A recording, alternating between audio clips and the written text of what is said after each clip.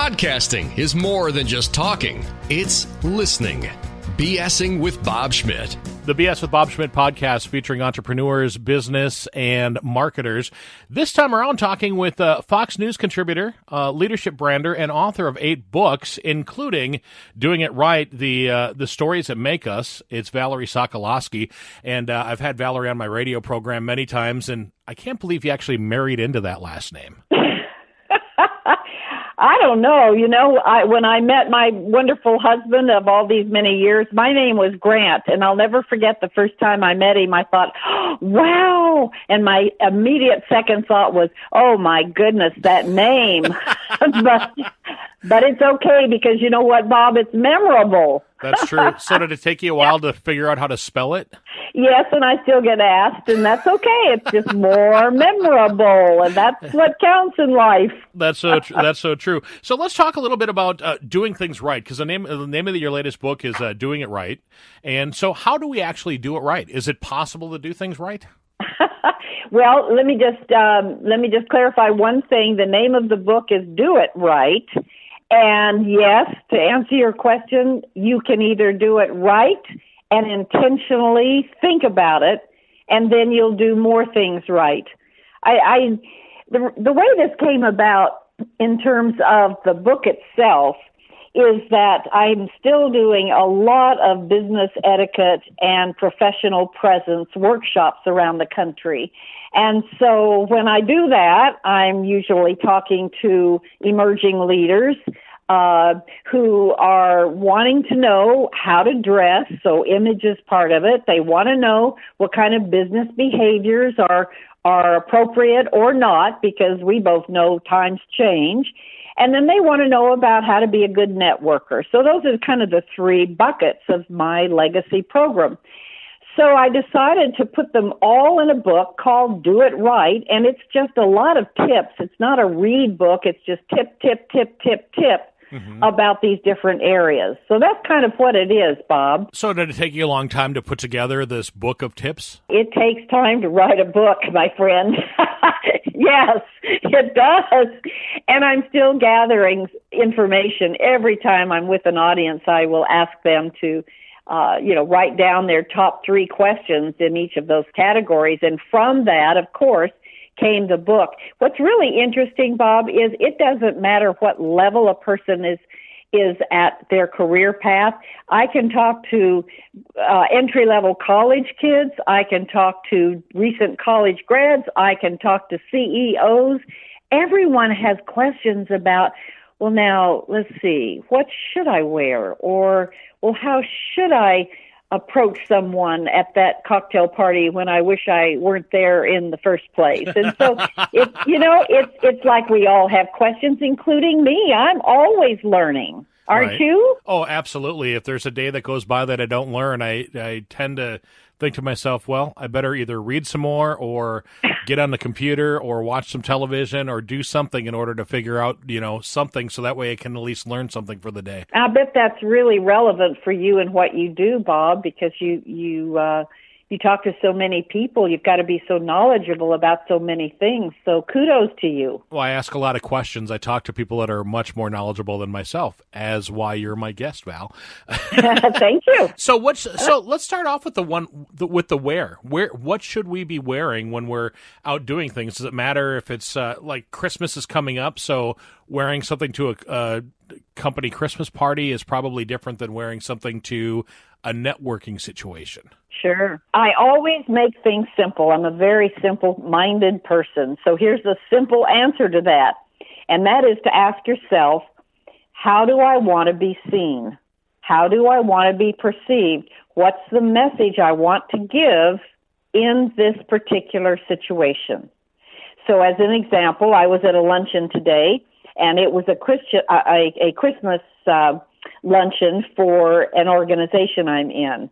And this organization is full of business people.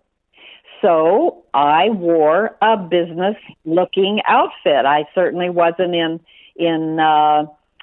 business casual. I had a really nice jacket and shirt underneath it and my high boots, and I looked trendy but professional.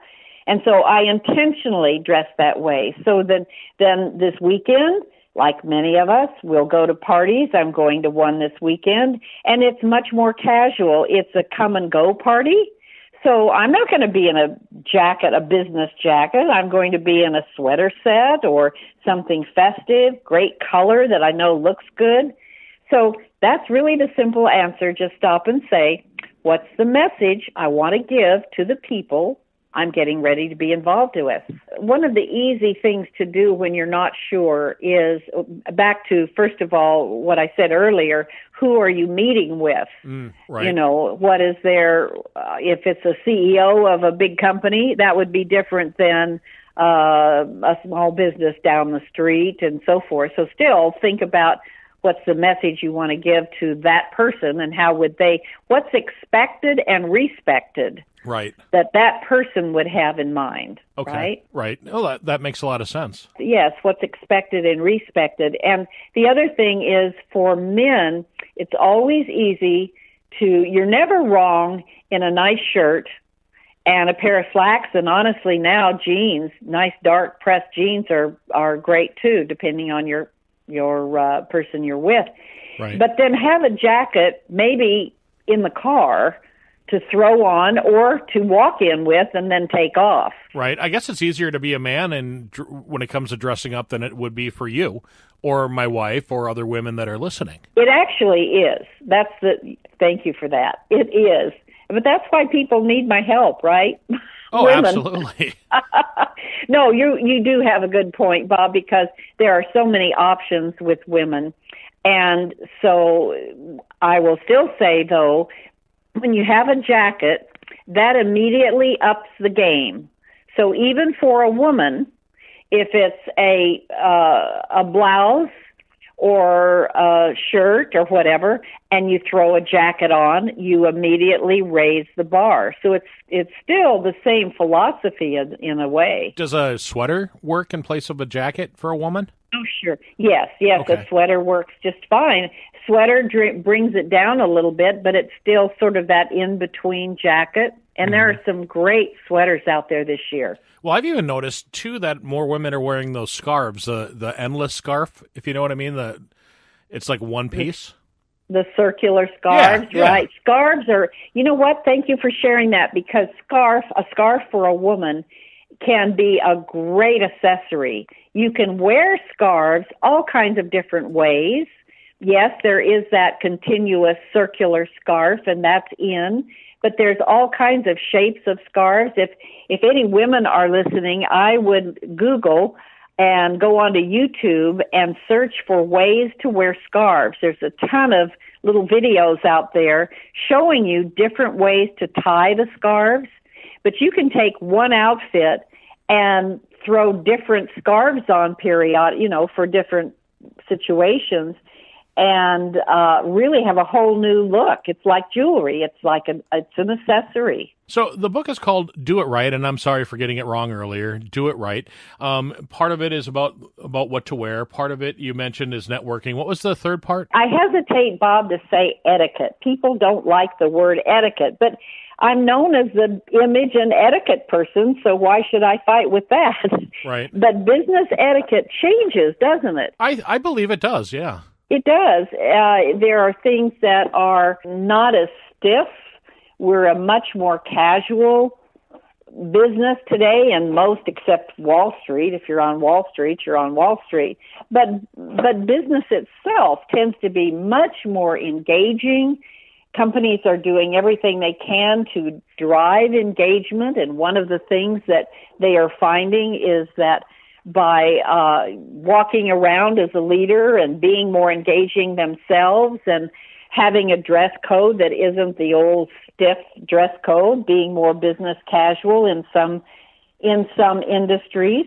And yet, I will say, I'm just getting ready to go to, as an example, Florida Power and Light, which is called Nextera now.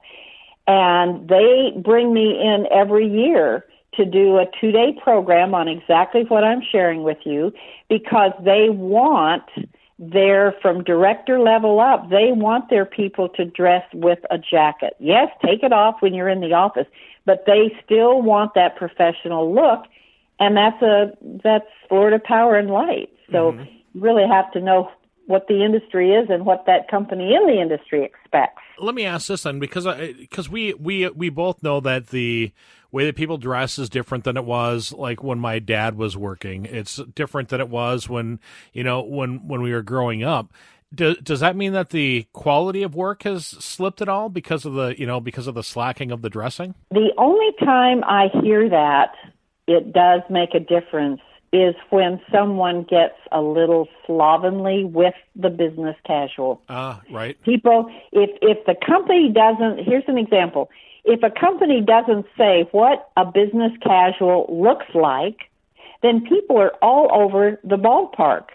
In fact, Bob, I actually wrote it. You mentioned 8 books. Well, one of them is called Business Casual. Clarify, please. Mm-hmm. Well, I know that some people have, like, they have to specify closed-toe shoes because some people would show up to work in those flip-flops or sandals because it said comfortable shoes, but not say, not those flip-flops. You're right. A few years ago, I couldn't believe this, and I'm telling you a true story here, I always do, of being asked to come into a law firm, a downtown law firm. And they said, I want you to just walk around and you can observe before we bring you in what we are bringing you in for. And sure enough, now these are lawyers. Some of the women did come in not flip-flops, but those clogs. Mm-hmm. And here they'd have a business suit on and clogs. We don't know what we don't know. People don't know what they don't know. You've got to tell them. If they say business casual, what does that look like? And that's my advice to any listener. If you're wanting to know, you're going to an event or to a party or to a job interview, ask if they say it's business casual. Say, well, what does that look like? Funny that you say we don't know what we don't know, because my dad would always say that when we were arguing when I was a kid. He'd be like, you don't know what you don't know. And I remember when I turned about 16 or 17, Valerie, I looked at him and I'm like, you know what, Dad, you're right. I don't know what I don't know, but you don't know what you don't know. And that kind of shut him up. You asked me a minute ago, so I went to my book and opened up the table of contents, what's in it. There's some other things like wine etiquette, travel etiquette. I put in something on disabilities, working with people with disabilities, international etiquette, things that just aren't common sense. Well, things that probably a lot of people don't have as a regular thing. One of my best friends has a disability, so I know how to deal with people with disabilities. But when it comes to like wine and things like that, I'm not really sure. When it comes to international types of etiquette, I have no clue whatsoever because I haven't had that experience. Mm-hmm. Yeah. Well, hopefully they'll find it in the book. Yeah, the book is called Do It Right. And you also mentioned that it's about networking, too. So what's the proper way to go out and network with somebody? Perhaps this has happened to other people. It certainly has to me. When you walk up to a group, hopefully people will give you eye contact and smile, which body language is saying, come on in, right? Right. But there have been times when I would walk up to a group of, I don't know anybody in this whole conference, and I walk up to a group and they're all busy talking to each other. They've probably been talking to each other for a while, and no one gives me any eye contact or welcoming body language. And if that happens, I just smile at somebody and turn and leave. That's about all you can do. But when you are able to walk up and someone welcomes you in of sorts, just listen to what's being said and nod and smile. And if people are gracious, and most people are, someone will welcome you and say, oh, well, what's your name? And give you that opportunity to say something. But don't feel like you have to just walk in and start conversing, because you don't. You can learn a lot more, frankly, listening than doing all the talking. If you're just sitting there listening, sometimes people might get uncomfortable because they may think that you're eavesdropping, or something along that line. Well, that's what I'm saying. Hopefully you don't have to stand there very long before someone will bring you into the conversation. And again, if that's happening and they just keep ignoring you, then you just smile and you graciously walk away. Mm-hmm. Well, you mentioned graciousness, and Christmas is coming up, and I know that that your latest newsletter is talking about gravitate toward gratitude, and gracious and gratitude are very similar. So let's talk a little bit about gratitude, if you will, and things to be thankful for, especially since my favorite holiday of the whole year, Valerie, is Thanksgiving, and that just passed. And the reason I like it so much is because it's a good meal.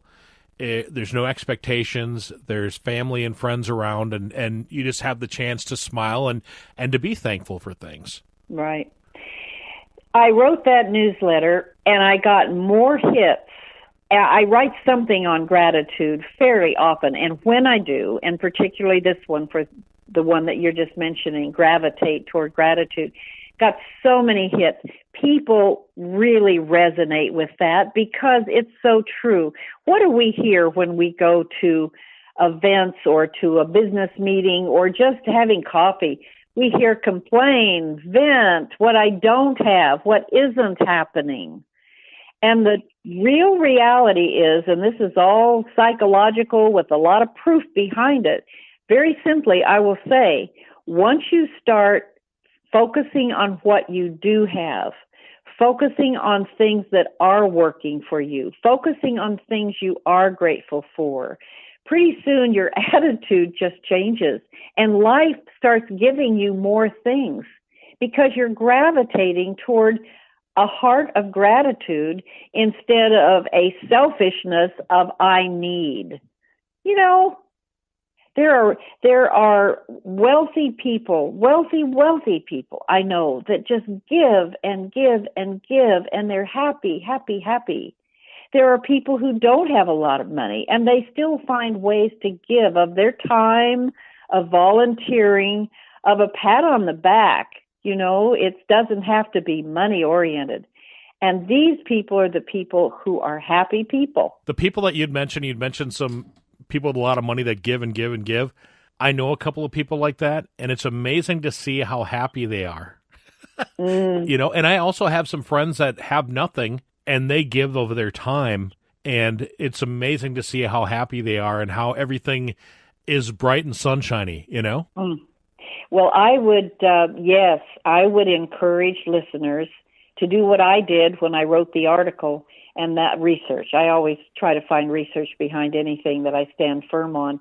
Research psychological benefits of gratitude, and you will find what I did. There are really benefits physically, emotionally, and psychologically to people who are grateful. The other thing I'll tell you just quickly about that is that a couple of years ago, a group of women got together and we decided that we would every day write down, or at least say to ourselves first thing in the morning, here are 5 things I'm grateful for.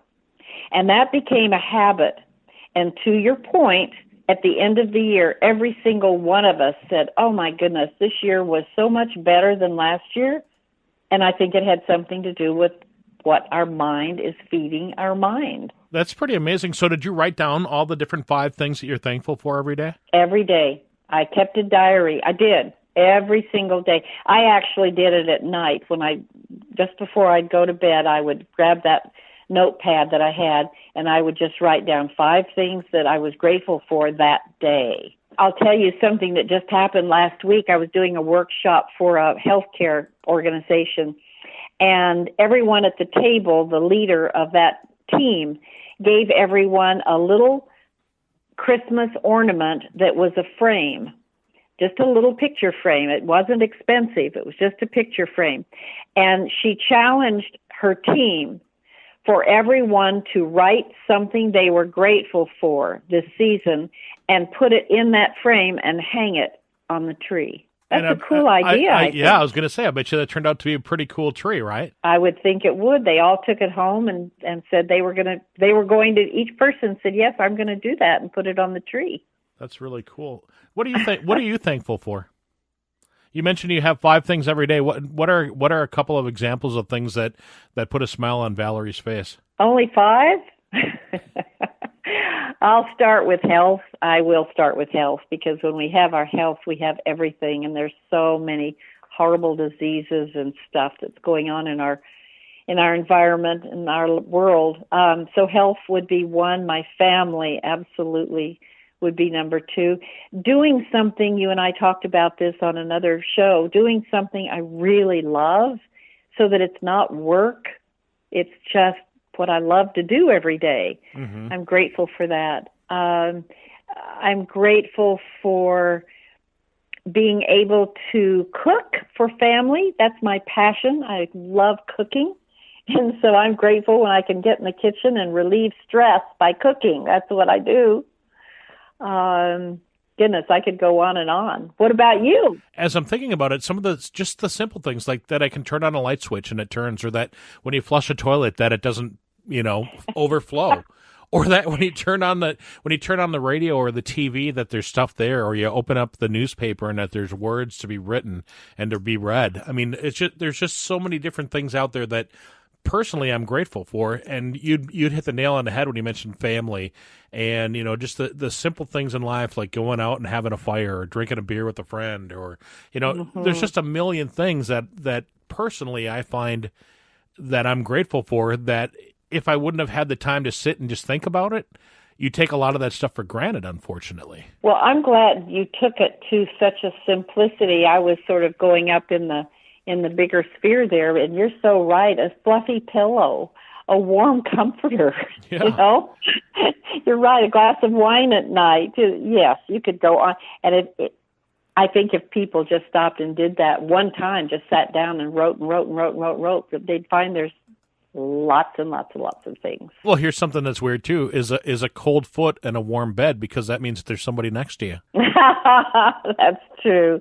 And you know what? If there isn't someone next to you, think about the friends that you have, or the people that have supported you that day in something, or said something nice. That's another thing. How often I will challenge your listeners, how often do you say something nice to someone during the day?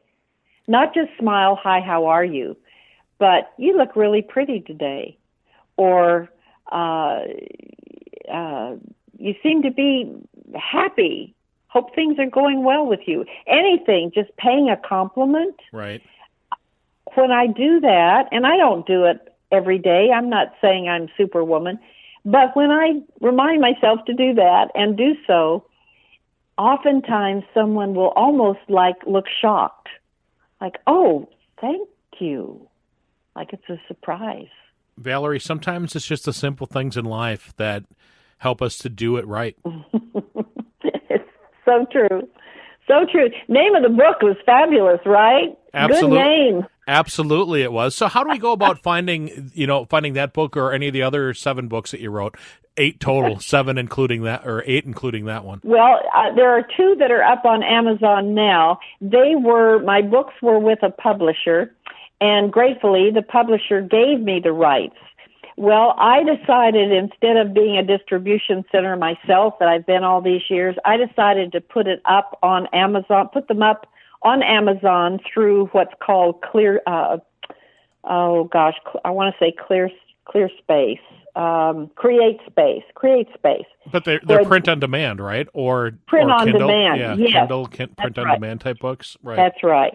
So the 2 that are up are Do It Right, and one called Monday Morning Leadership for Women. And it's written for women, although leadership is leadership, but the publisher already had a book out on men's leadership, and he said, well, why don't you write one for women? So I did. And those are the 2 that are up on Amazon. You can just go right to Amazon. Valerie, let me ask this. Is leadership different for women than it is for men? Shouldn't be. Okay. No, good question in that. And I always say, don't say that's a good question, because all questions are good. But I just said it because I don't know why. Sometimes I hear women say, well, I have to be different. One of the things that I got involved in, Bob, about 12 years ago, when the personal branding buzz started, I was trained and certified and have been doing that work with people ever since, personal branding. And that's really what it is. It's helping people uncover their very depth of who they are at their core and feeling good about the fact that they can come to work bringing their whole selves. And what do I mean by that? Well, one man who had a very high, he was a CFO in a financial services firm. And so he went through the personal branding process, and it's all that, and then it's how do you bring and market your visibility in a way that's authentic and not spin. You never want to do that. And how to live your brand every day. That's really the three pieces of it. Well, as we worked together, he sent out an assessment, which is an assessment that I have. It's a 360 brand assessment. It isn't like a company's.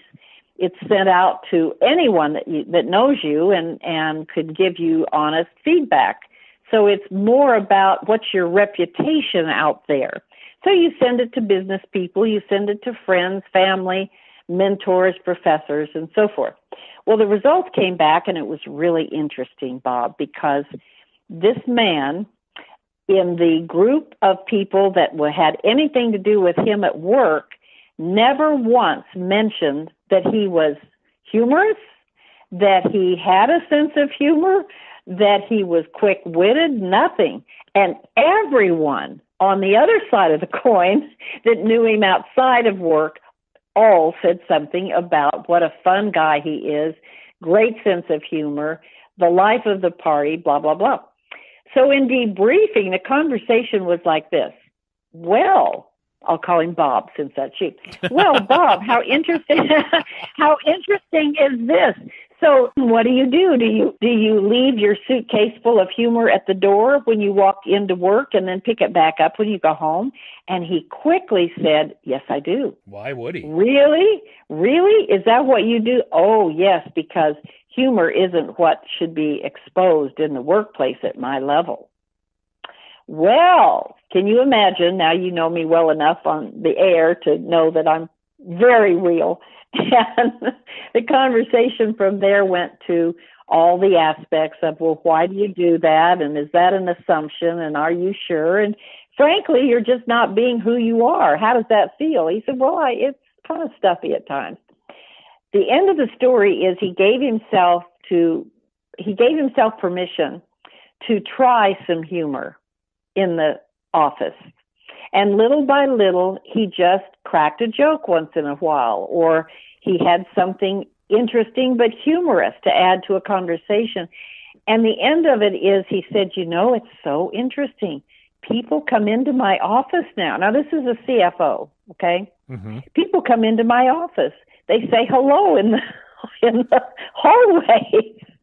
And he realized that he just wasn't allowing people to really know him and the real him. And the real him was really a very easygoing guy instead of this, I am the CFO. Right. It's Isn't funny. That a great story? That's a great story. And the part that I like best about it, honestly, Val, is that when you said that he gave himself permission, because I think that a lot of times we don't give ourselves permission to do things or to act the way that we would normally around business people. And I think that we really need to give ourselves that permission to let go and to be who you are. Well, and frankly, it just takes way too much energy to be somebody you're not.